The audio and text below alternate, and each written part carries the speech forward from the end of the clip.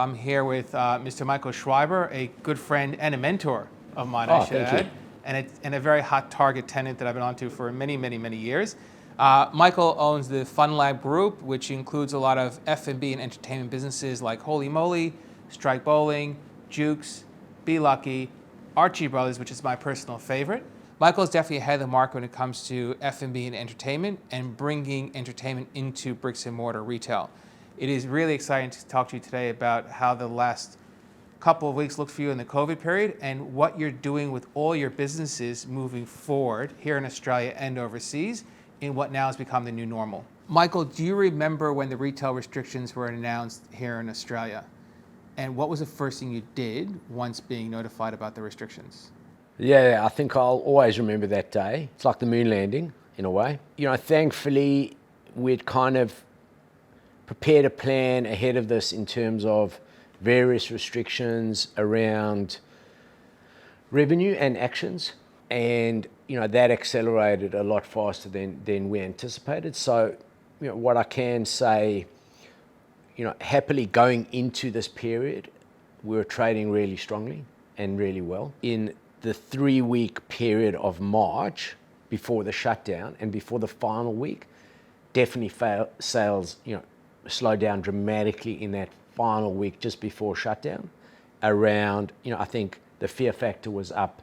I was in the stores on the Saturday night before the shutdown, which happened on the Monday. The city was dead quiet. So, fear was at a maximum at that point in time. And, that's one of the recollections I have. And then clearly, and on the Friday prior to the shutdown, we had in fact already planned to take a 2-week break at our support office. So everyone was already on break at the support office.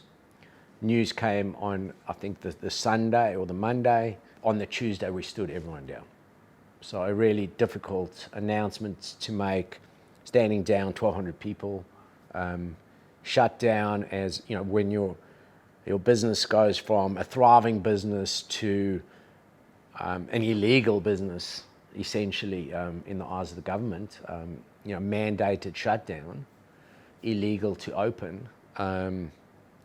It's a bit a pill to swallow and incredibly tough for a founder and a CEO to, inflict that type of messaging and damage to 1,200 people, specifically when you're a very people-focused business.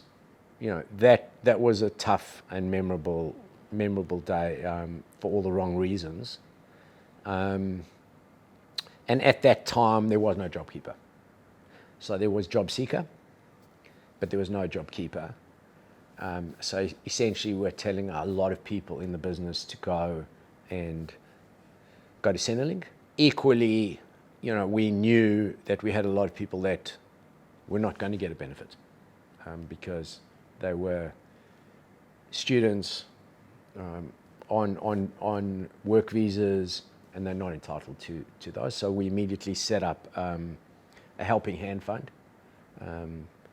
I seeded that fund personally, and then we've done a number of different initiatives over the time to raise additional funds for that helping hand fund to support our mother funders that are out of any safety net.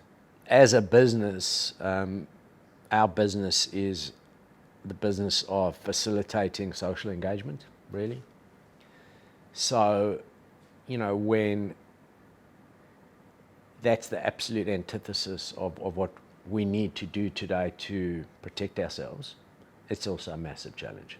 Word of the day is, social distancing and physical distancing, which is the exact opposite of what I do in business. So, that's made for a challenging environment. We're still comforted by the fact that we are human beings and we're a social species, and we will always seek out social engagement.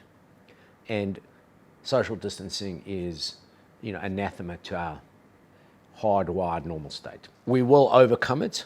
There will be a time when, this virus goes away. There will be a time where we will go back to our normal ways. In terms of FunLab as a business and, our reason for being,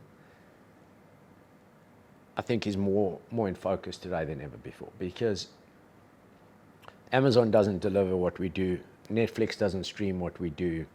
You have to leave the house, get off the couch, and go and consume on site.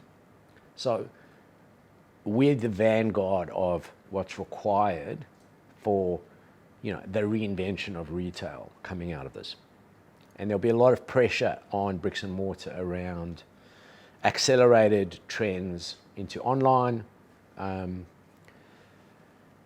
the close down, a struggling retailer going into this period, highly unlikely that they emerge, because it is very difficult.